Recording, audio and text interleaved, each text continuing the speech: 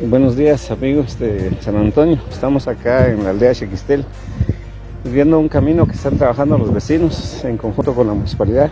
Agradecerles a ellos porque esto nos anima a trabajarlo, a hacerlo de la mejor manera.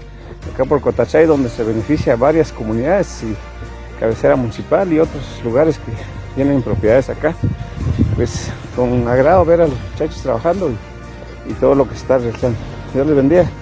Seguiremos trabajando por el bien del desarrollo del municipio.